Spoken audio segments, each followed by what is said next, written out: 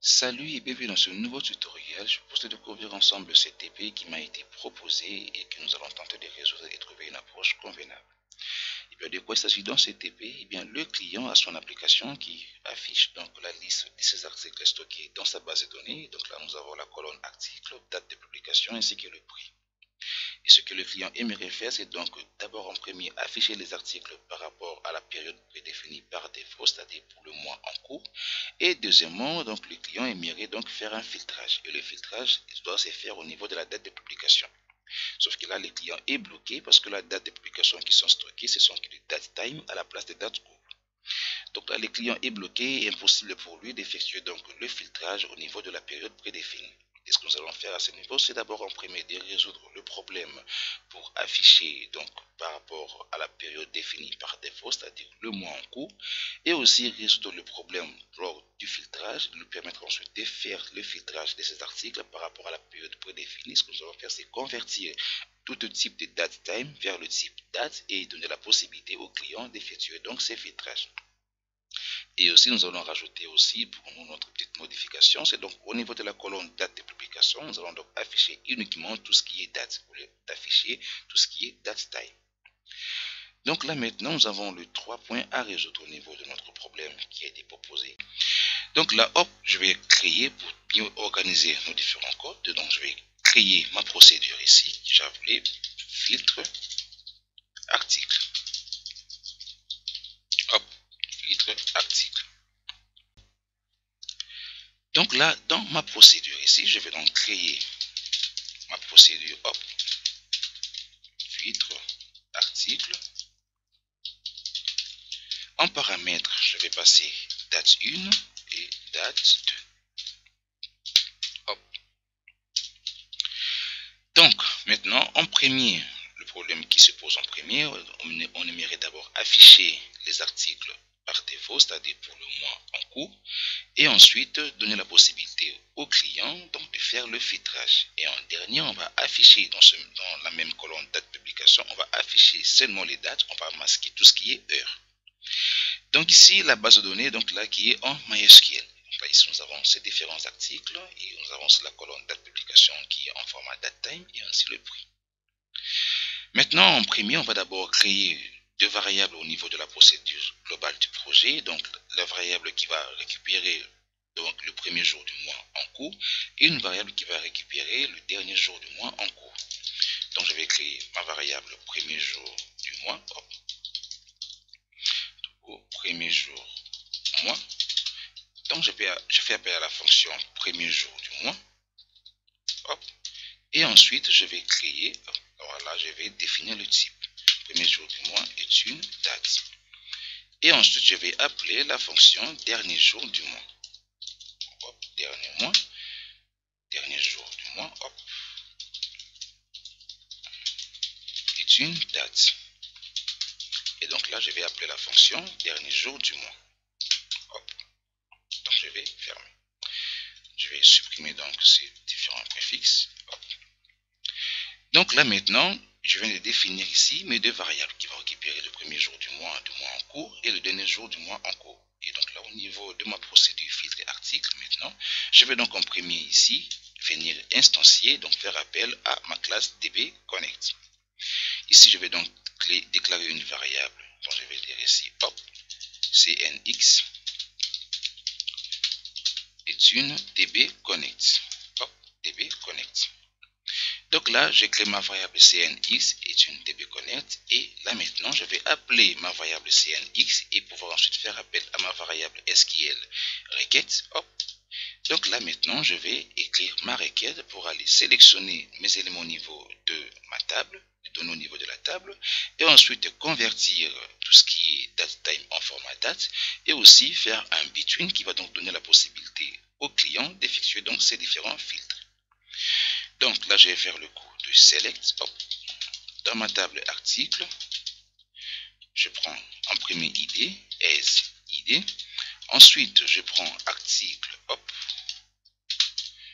point, hop, hop, ici, c'est article, en majuscule, as article,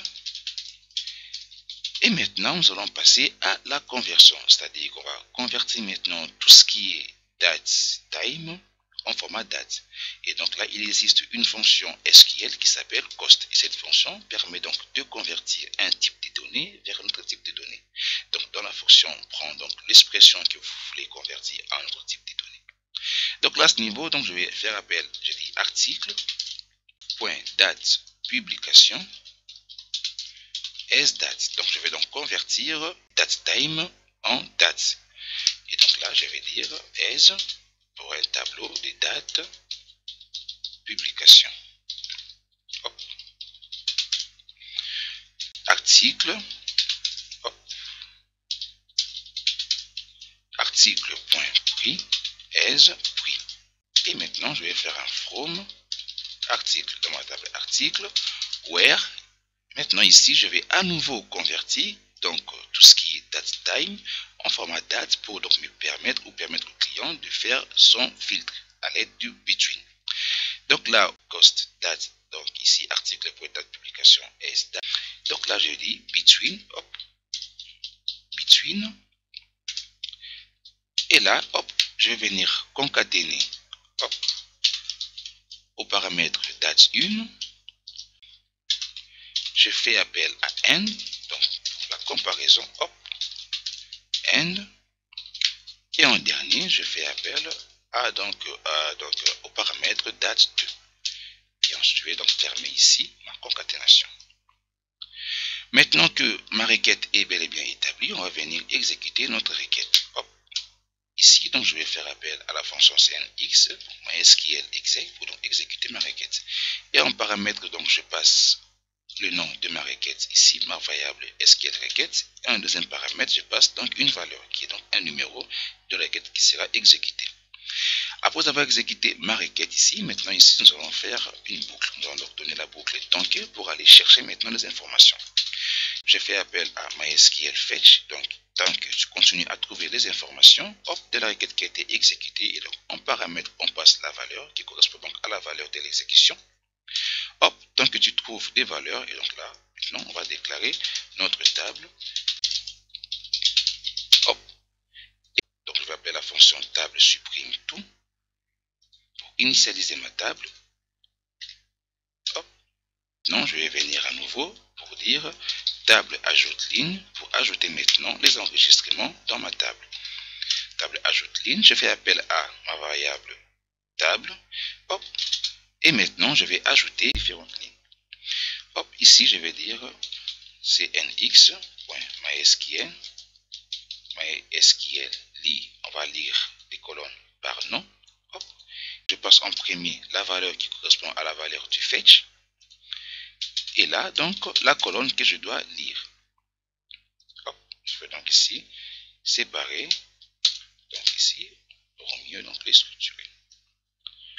Hop, et ici, hop, maintenant. Et voilà. Alors là, ici, on va lire maintenant pour tout ce qui est article. Et ensuite, tout ce qui est date publication. Et en dernier, tout ce qui est prix. Et là, je vais donc fermer à ce niveau. Après avoir écrit ma boucle qui va récupérer à chaque fois que je trouve des informations, et là maintenant, nous allons venir fermer la connexion.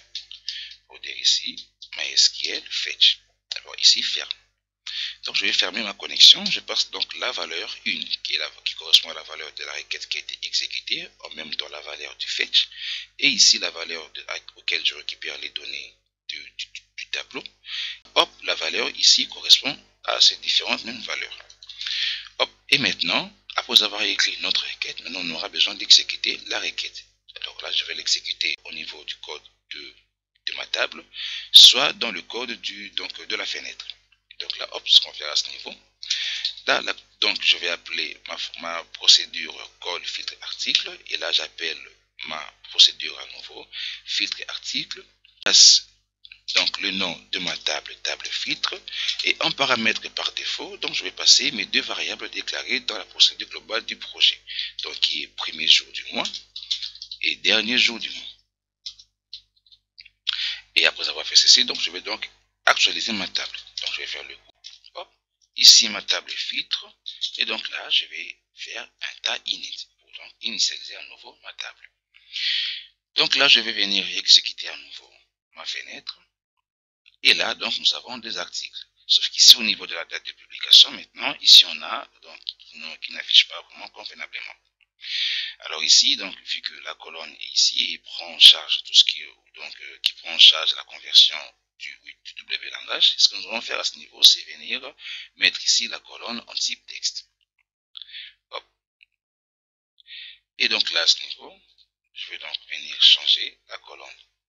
Hop, hop, la date de publication, pour dire que cette colonne, donc là, je vais les mettre ici en type texte, parce que je n'aurai pas besoin de les mettre en type date. Et hop, et là maintenant, on va venir ici, à nouveau, actualiser, et hop, on voit ici la date s'affiche.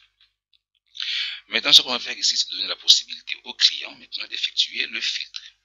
Et pour effectuer le filtre, c'est donc dès lors que le client sélectionne ici les valeurs, on va donc transférer ces valeurs donc dans nos deux variables déclarées dans la procédure globale du projet et directement exécuter donc tout en actualisant la table. Ici, donc, dans le bouton filtre, hop, je vais donc dire premier jour du mois égale à saisie date début et dernier jour du mois, hop, égale à saisie date fin. Et à nouveau, je vais faire le coup de table affiche, hop, et ici, table, et là je vais dire ta position, ta ici init. Soit on peut directement exécuter, donc au niveau, donc on peut faire un exécute traitement de la fenêtre. Hop, ici je vais donc exécuter. Et là maintenant, je vais faire donc le filtre. À ce niveau, donc hop, je vais donc afficher tout ce qui est du 1er janvier 2025 au 31 décembre 2025. Je vais cliquer sur filtre, et là donc on a accès des articles, et donc on va vérifier au niveau de la base de données, est-ce qu'on a des articles qui ont pour 2023, hop, ici, donc je vais venir sélectionner pour 2023, hop, alors là on dit 2023, hop, janvier, le 1er janvier 2023, et là, on va donc aller chercher, hop, ici 2023, au mois de décembre, pour le 31 décembre 2023. Et là, on va filtrer. Alors, donc là, on remarque que le filtre ne fonctionne pas. Ce qu'on va voir ici, alors c'est quoi? Est-ce que le problème donc se pose? Hop. Alors ici, on va faire, au lieu de faire un table affiche, on va faire un exécute traitement. Hop. Exécute traitement de la fenêtre article. Et ici, TRT init, en traitement d'initialisation. Hop, je vais donc à nouveau exécuter. Et ici, hop, je vais choisir le 1er janvier 2023 au 31 décembre 2023. Et donc ici, afficher les résultats. Et hop, voilà, maintenant ici nous avons des articles qui sont pour l'année 2023. Alors là, ici, hop. Alors on va prendre ici, est-ce qu'on a pour 2022, le 1er janvier 2022, hop, au 31 décembre 2022, hop, je sélectionne et donc je viens filtrer. Et donc là, je vois des articles pour l'année 2022. Donc, grâce à la fonction cost, vous pouvez convertir les types de données vers notre type de données. C'est pour ça qu'ici, vous avez déjà stocké, par exemple, ici, vos dates de publication qui sont en format chaîne de caractères et donc vous voulez effectuer des filtres. Sauf que vous remarquez que le filtre ne marche pas et donc vous voulez avoir donc des dates. Alors, grâce à la fonction cast, vous pouvez aussi convertir les dates qui sont en format chaîne de caractères vers des types dates, ou soit des entiers vers des types dates, et vous donne donc la possibilité d'effectuer librement vos différents filtres. Bien, je pense qu'on a fait le tour avec vous dans ces petites TP, on a tenté de résoudre ensemble avec vous donc le problème qui a été posé par le client. Et sur ce mot, je vous dis à très bientôt. On se retrouve pour de prochains tutoriels. D'ici là, portez-vous bien et je vous dis bye bye.